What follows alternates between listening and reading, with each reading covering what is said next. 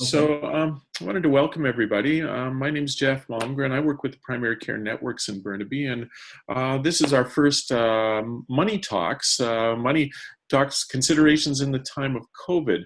I'm really happy to welcome Murray Baker. Murray is the Manager for Financial Empowerment at the Family Services of Greater Vancouver. Murray's going to spend a little bit of time with a presentation today just on some of the things you might want to think about and consider as we move through the COVID experience and beyond, hopefully beyond sooner than later. And there will be time for questions at the end. So I'll turn it over to Murray. Thanks, Murray. Thank you very much for having me, and welcome to everyone attending today. I just want to start out financial product over another. We give you the information so that you can make more informed financial decisions.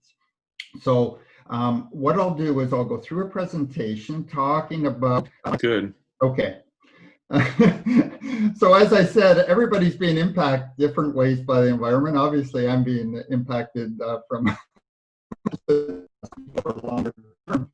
Other people have maintained their employment and are working from home and actually are finding that they have more money because they have less things to spend their money on as well. So what I'll do is I'll go through a short presentation and then I'll encourage questions afterwards. So just to give you sort of some background as to why financial empowerment has really become such a popular topic, is I like to put this graph up because it really shows how people's finances have really changed quite dramatically since the late 1900s up in 2019. So this graph shows debt to disposable income. And basically that means for every dollar that people have to spend, how much debt do they have? And you can see that this shows that for every dollar that people have in disposable income, they actually owe $1.77. So you can see that's not a good situation to be in. And what it means is that when a situation like COVID-19 comes, a lot of people are already struggling to pay off debt, and this just really compounds the problem. And I just throw this graph up because it really shows how Canada has actually taken on more debt than our counterparts down in the US since 2008. So sometimes people think, oh, I'm alone if I'm struggling financially. The reality is a lot of Canadians are struggling financially. And this is a survey that actually came out prior to the COVID-19. And it showed that 42% of Canadians rank money as their greatest source of stress. 44% are living paycheck to paycheck. 40% are feeling overwhelmed by debt. And close to half of Canadians report that they're $200 away from financial insolvency. In other words, not being able to make their payments. So if you ever feel you're alone in this, the slogan seems to be, we're in this together. It also seems that a lot of people are in a financial struggle as well. So what I want to do is not focus on the negative, but really what are the mechanisms or what are the strategies that people can use to really cope and thrive in this environment. So I talk a little bit about managing your money. So if you're finding that it is a bit of a struggle now, there are things that you can do. And one of the big things is looking at ways, how can I cut my costs?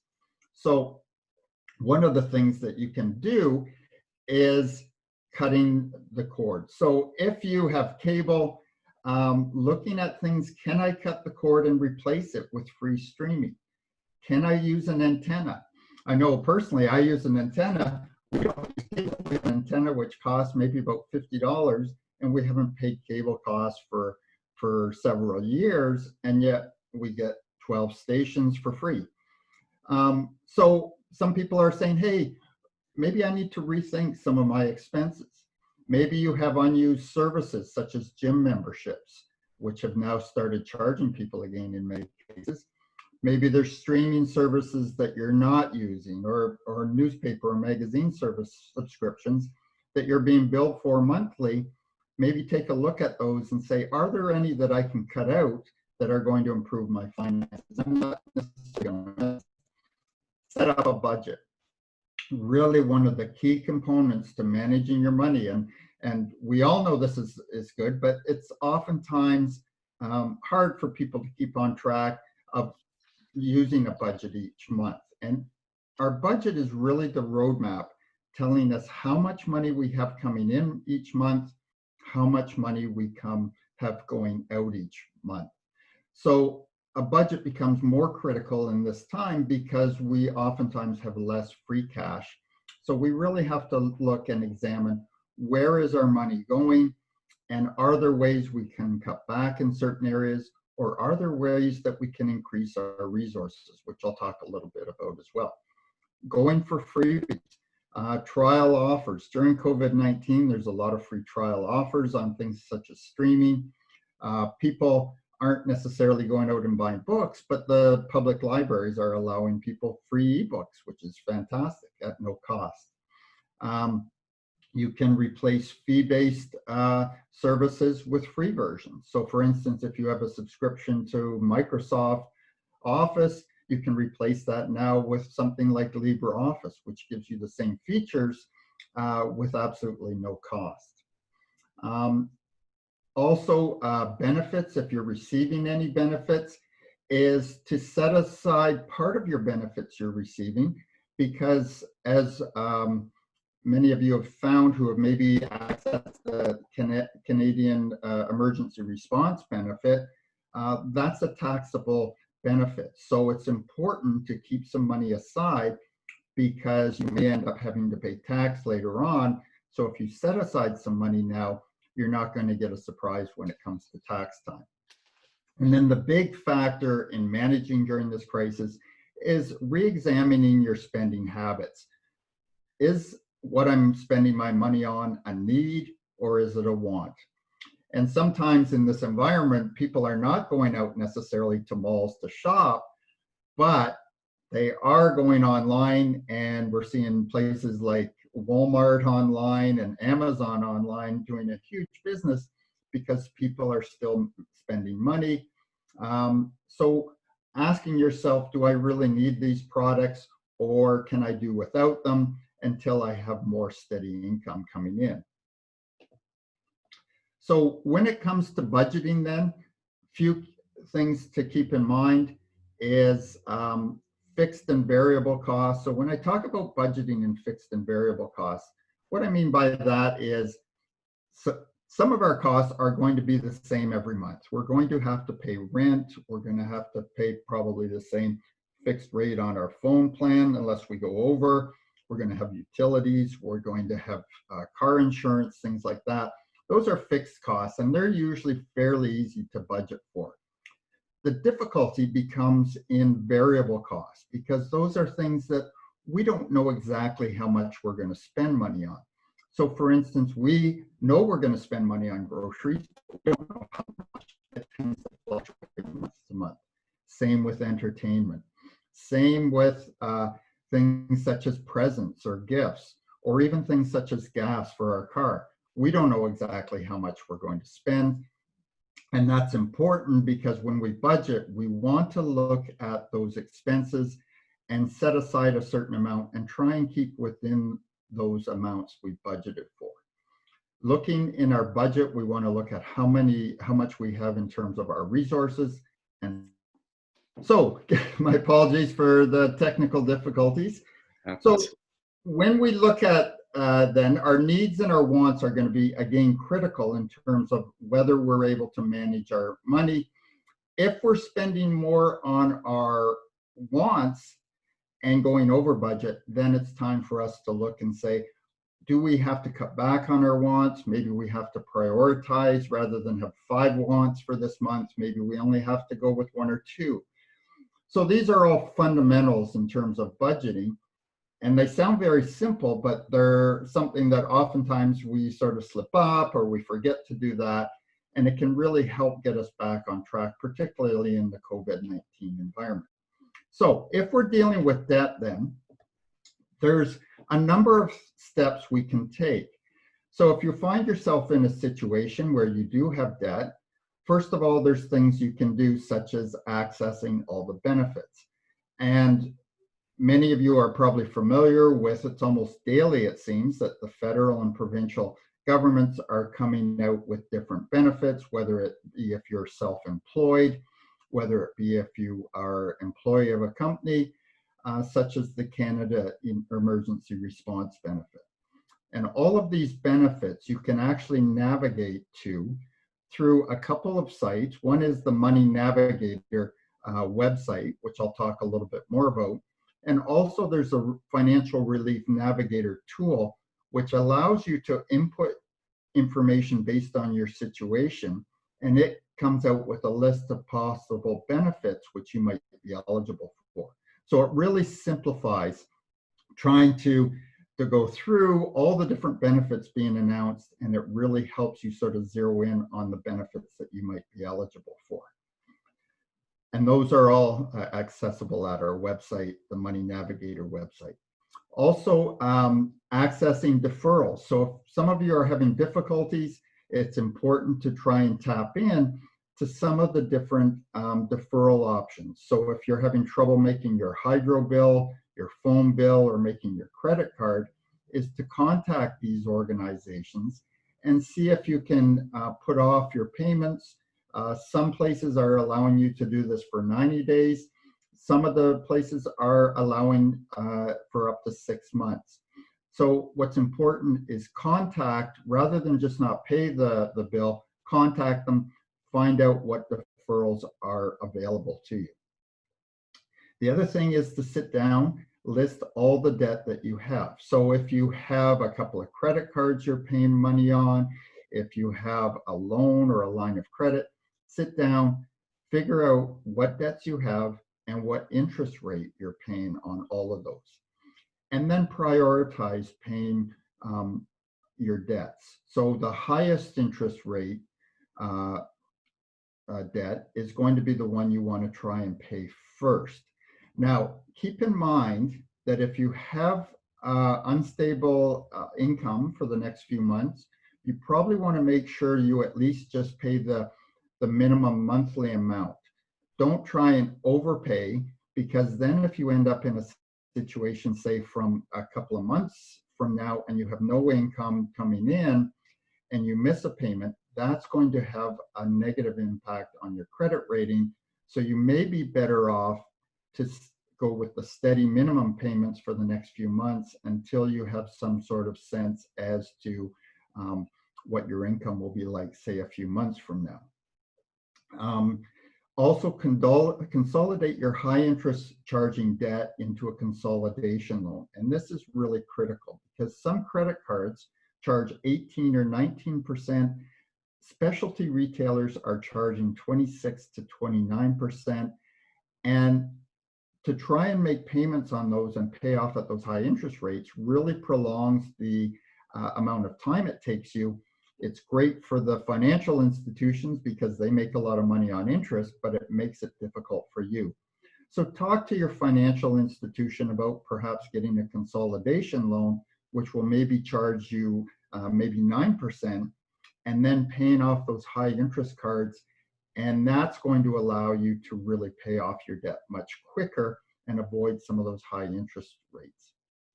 Also, keep your student loans separate. So if you do have a government student loan, I always encourage people, keep those loans separate. Don't consolidate those. The reason being is the interest on your student loans you can deduct on your claim on your income tax. You also, sometimes if you're unemployed, you can get emergency relief efforts with those loan repayments, sometimes even loan forgiveness. Plus, if you have those student loans now, the interest rate during COVID-19 for provincial and federal loans has been reduced. So you don't actually have to pay during the COVID-19 period. So that gives you some really relief during this time. And then if you do consolidate your student loans, you end up sometimes missing out on some of the benefits that I just mentioned. So keep those separate. And then, as I mentioned, curb your enthusiasm. So don't overpay your credit cards if you think you might be short, say a month or two from now, and not be able to pay your minimum payment then. Plan out your payments so that you have enough over the next few months. Protecting yourself is another key component during this environment. I don't know if any of you have noticed, but we've had a real proliferation of scams and frauds.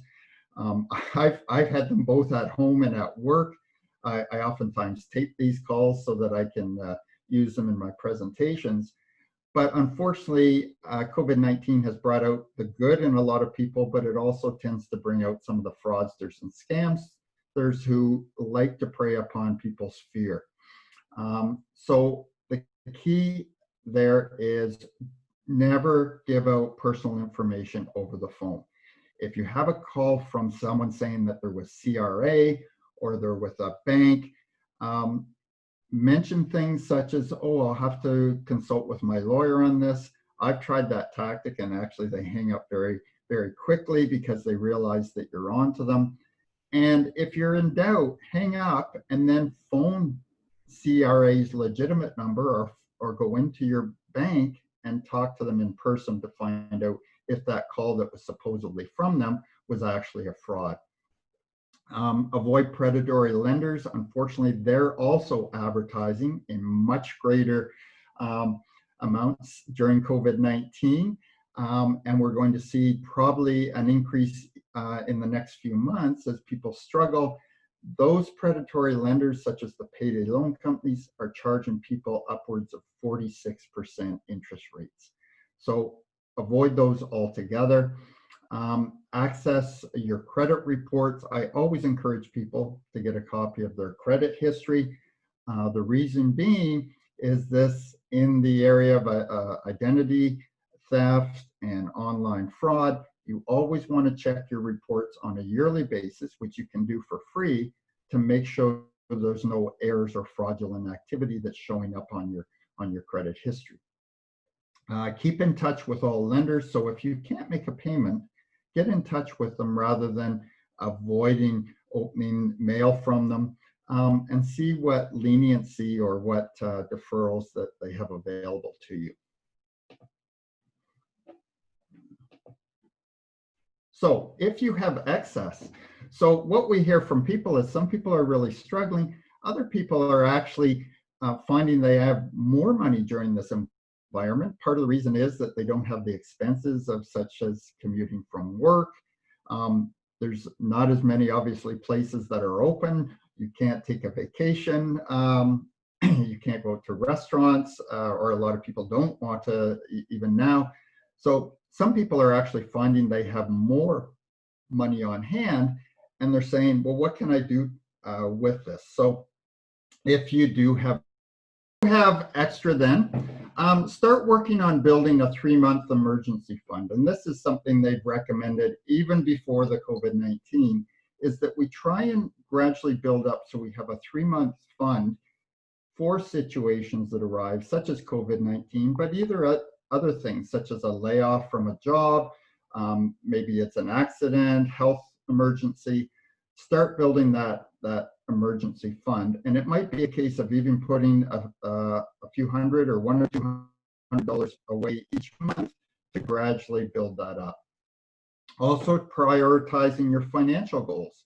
So whether it be putting money away for your retirement, whether it be a down payment on a house, whether it even be something such as starting your own business, start prioritizing and saying, what is it that's really important to me, and how can I set up a plan for getting there?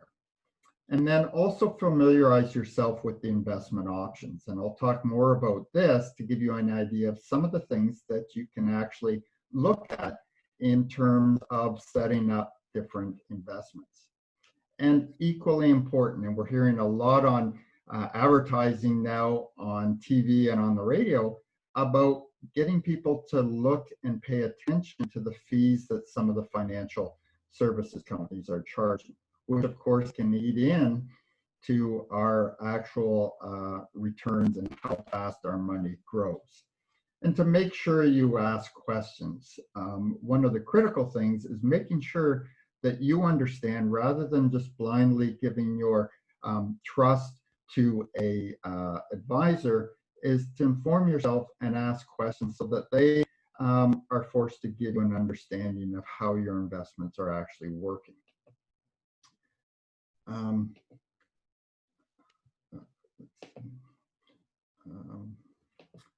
So when we look at goals, we should make sure our goals are specific. So if we're looking for goals, whether it be, say, planning a vacation, our goals should be specific. So if we say, well, I want to take a vacation next year, that's very vague. But if we can be specific and say, I want to go to, say, California, that's if the border's open, then you have an idea what your goal is, how much you need to save for it, and you can start getting excited about it, which is actually something that helps us keep on track for our goals. Make sure it's manageable. Make sure that you can reasonably manage the money. So how much do I need to put aside each month to get to that goal of a vacation? Make sure it's attainable. If you're saying, yes, a vacation in California, that may be attainable, but saying I want to take an 8-week trip around the world may not be an attainable goal. So we have to make sure it's both attainable and realistic. So it's a goal that is realistic. If it's not realistic, we end up getting discouraged and give up on it, and that really defeats the purpose.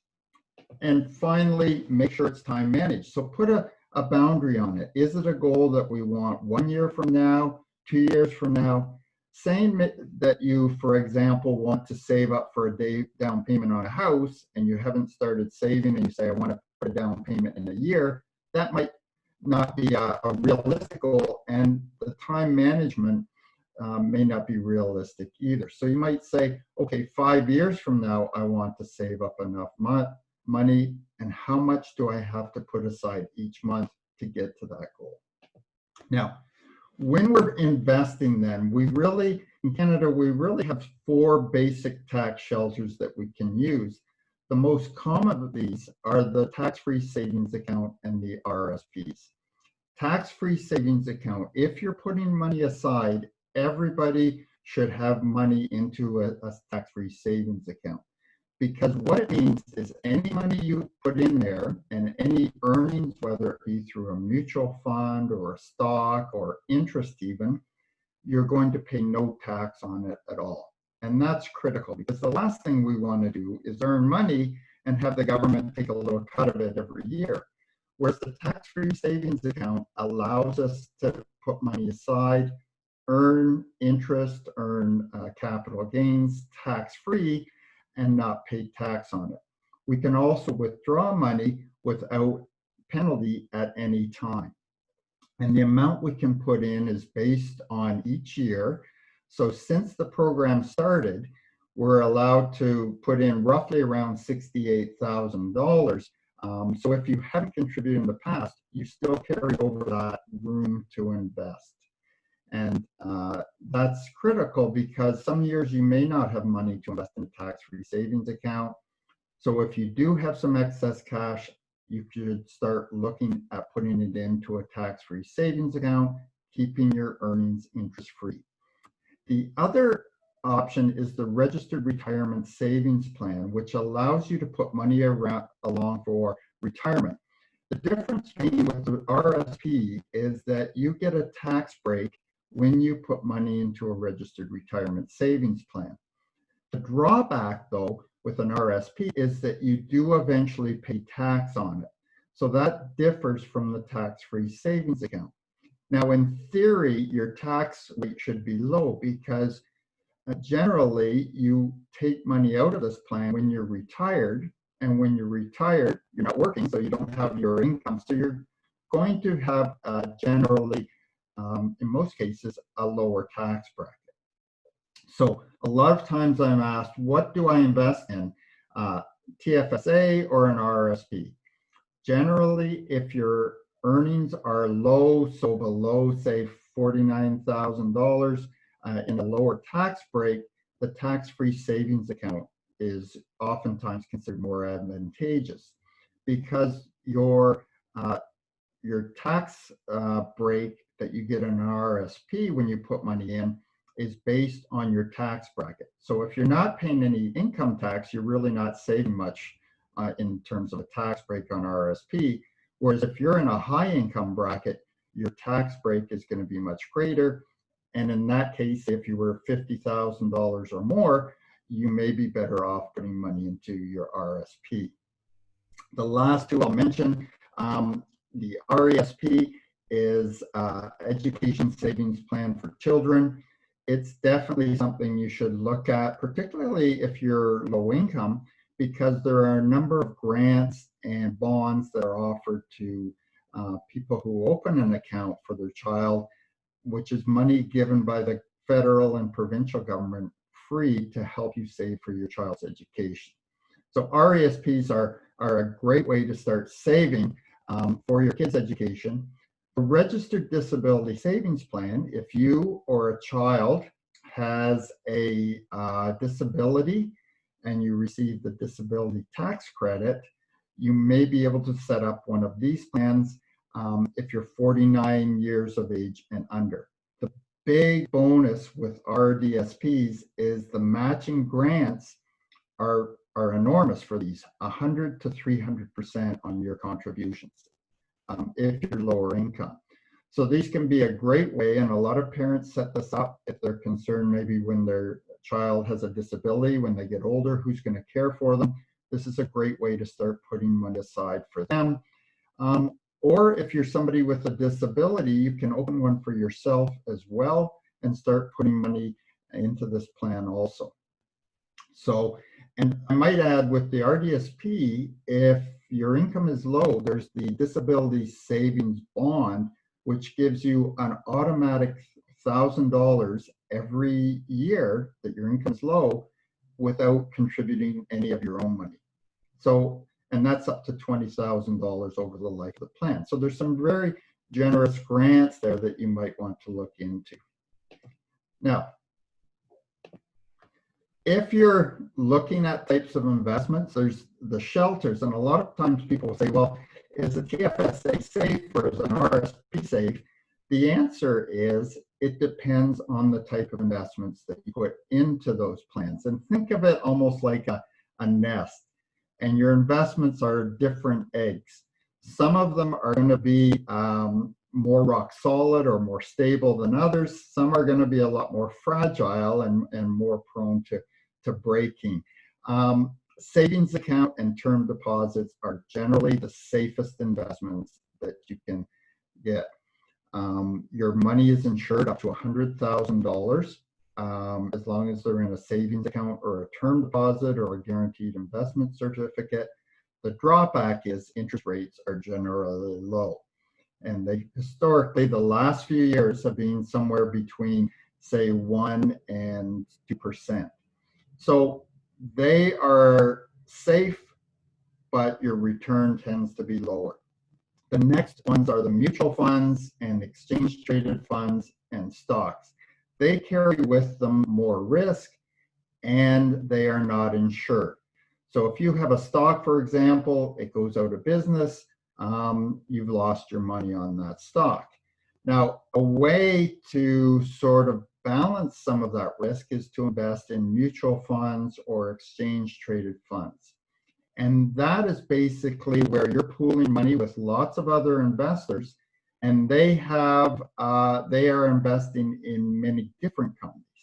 So if they have within an ETF or mutual fund 100 or more companies, even if one company went out of business, there's still very little chance that all of the others would go out of business too. So you really help manage your risk that way.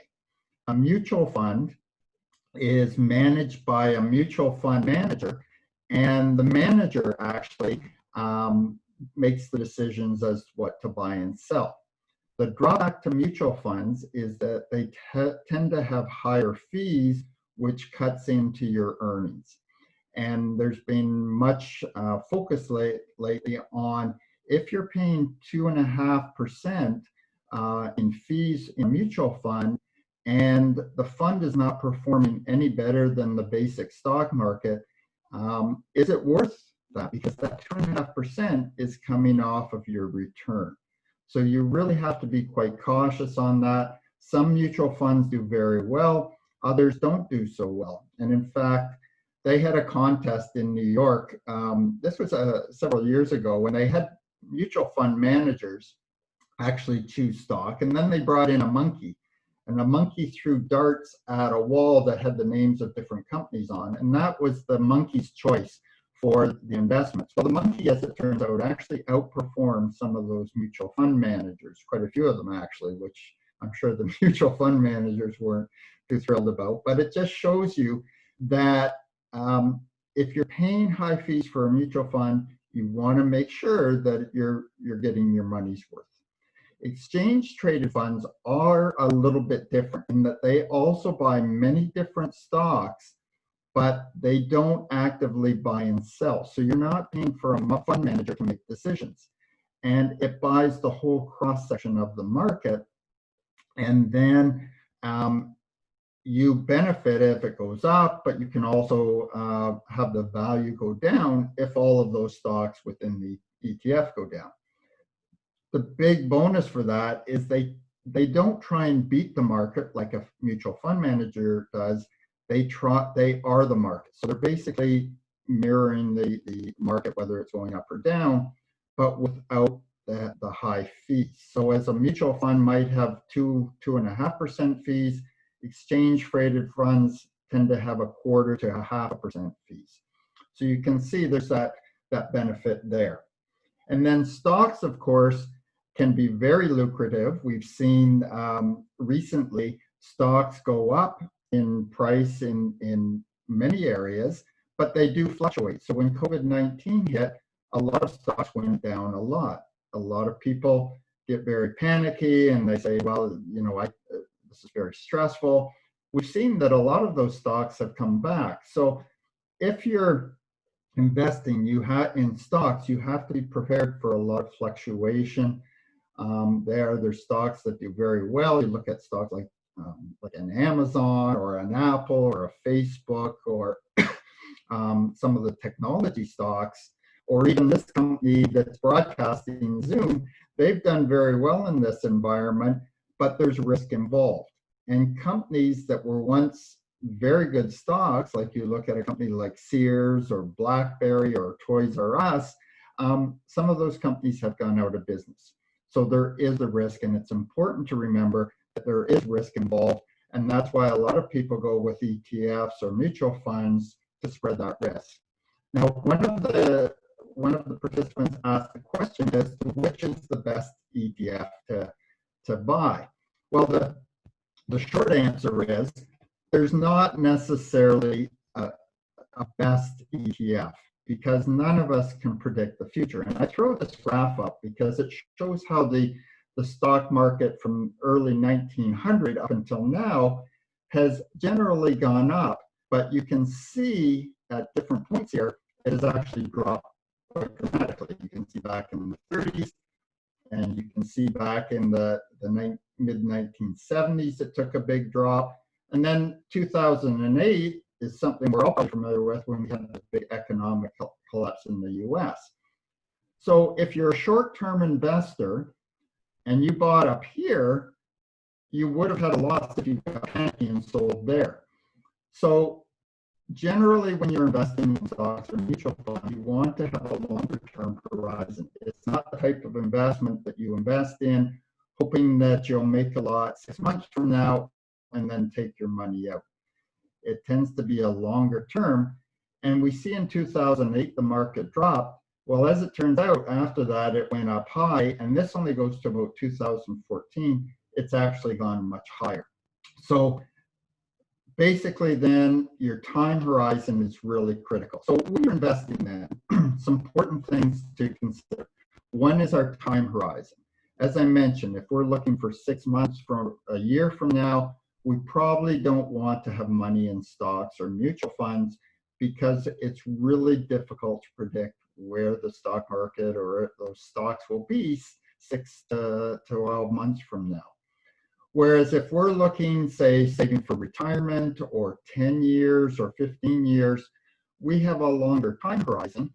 then we can take a little more risk. We can put money in mutual funds that are going to have ups and downs, but historically have tended to grow.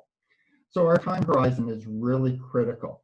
So for instance, if you're 62 and you're going to retire at age 65, you may be a little bit more cautious in terms of having all your money in stocks and mutual funds, and you may gradually start shifting some of your money to safer investments such as savings accounts or guaranteed investment certificates. The other factor is our risk tolerance comfort level. So we want to know how comfortable we are with risk, and all of us differ. So some of us don't mind when there's ups and downs of the stock market, but if we're somebody who gets nervous every time Donald Trump sends out a tweet and roils the market, then stocks may not be a good investment for us, because we have to ask ourselves, is the stress worth the possible return? And we have to balance that, all of us, in terms of our investment. And also our expectations. So if we're happy with 1.5 or 2%, guaranteed investment certificates and savings accounts may meet our expectations. If we're somebody that says, I want a return of 6 or 7%, then you may have to look to things such as mutual fund, ETFs, or stocks. And finally, the other consideration, and this is actually something that has become more of a factor the last few years, is our values. So some people are saying, I like to invest, but I don't want to invest in a mutual fund that's buying stocks in companies that produce armaments or tobacco, or that exploit women and children in third world countries and pay them very little or have them work in unsafe conditions. Or they may not want to invest in companies that own companies that are unsustainable. So for instance, if they're investing in non-renewable resources such as oil and gas, they may say that's not consistent with my value. And everybody, of course, has different values. So it might be a consideration, if that's important to you, is when you're investing, is to ask or look at what type of investments that mutual fund invests in, or if it's an individual stock, am I comfortable that that company has good corporate values? And then just closing out, the saving and investing, even if you don't have a lot of money, the important thing is to start, even if it's small, even if it's putting $25 a month into some sort of savings plan. That's important, because you'll be amazed at how that grows over time. The important thing is to start small, be consistent. When I say pay yourself first, make sure it comes out automatically and goes into a savings account. Set goals for yourself, which we've already talked about. Keep it tax-free, which we've already discussed as well, through tax shelters, and decide on your risk-reward comfort level. So I did mention that we do a lot of work with clients in terms of coaching and helping people. In this COVID-19, we've set up a Money Navigator site, which provides information on the different benefits available to people. We also help people navigate through, and we can also offer assistance in terms of setting up things such as a personal budget, or how to prioritize your debts and come up with a strategy of paying off some of the debts you have. And we can also provide referrals to other areas. So if you have a small business, we work with different organizations such as Small Business BC, which can also help you with some of the benefits that are available to small businesses. So all of these are services that we offer. They're all absolutely free. And we really have 3 levels here. If you have a simple question, you can phone our online resource, or you can try our chat line. We actually have translation in multi-languages on the chat line. You can talk to a personal navigator who can help you with a specific issue in more detail. And then, as I mentioned, if you want somebody to sit down with you, help you come up with a financial plan, paying off debts, setting up a savings plan, you can book an appointment for a money coach as well. And you can book up to 3 appointments there. This is the information in terms of the Money Navigator. This is the website, so it's c19moneynavigator.ca, and we're open 9 to 5 Monday to Friday. But our coaching appointments are available during the evenings and weekends as well. Okay. So I just wanted to say thank you for allowing me, and again, my apologies for the technical difficulties, and I'd be happy to answer any questions that you might have. Thanks, Murray, and thank you. And that was great. Fortunately, I mean, we had those technical difficulties, but you answered most of the questions that are coming forward. But I do have a couple for you. Actually, I think it would probably maybe a few 2 things. Could you flip back to that last slide just so people have that website in front of them? Because I think that'll be really critical for people. Yeah, that would absolutely. be great. And if you want to put on your camera, maybe we can see if that can work. Yes. For our last thing. That's great. Good to see you. We got a really great presentation from Murray. I'm sorry about the technical difficulties, but I hope that you got something of value out of it. I know that certainly I did. And again, that resource that he's put forward, the Family Services of Greater Vancouver resource, is an excellent resource. And so if you have more questions, then please go there. As he said, you can use the chat, you can use the resources online, or you can book an appointment with the Money Navigator to actually work with you one-to-one to do it. So really great resource. We will leave it at that. I do want to thank you again for coming. And if you have more questions, you can certainly send us emails. If you wanted to see this presentation, the link will be emailed out to you as a participant, and it will also be up on the BurnabyCoronavirus.com website over the next few days. Thank you again. Again, this is from the Burnaby Primary Care Network. The community that sponsors all of these talks. It's basically made up of all of the different agencies and service providers and doctors and Fraser Health and the city of Burnaby. And so hopefully you'll find it valuable. Murray, I just decided maybe the best thing was to say goodbye, but I'm glad you came back. We really want to thank you for your time. It was really valuable, and again, I've taken the time to really stress to people to go to your really great website, and I know that they'll be in touch. Thanks very much, and thank you for having me. And yes, any questions you have, feel free to contact us, because that's what we're here to help people navigate through this difficult time. Super. Thanks again, Murray, and thanks everybody. Have a great afternoon. Thanks. You too.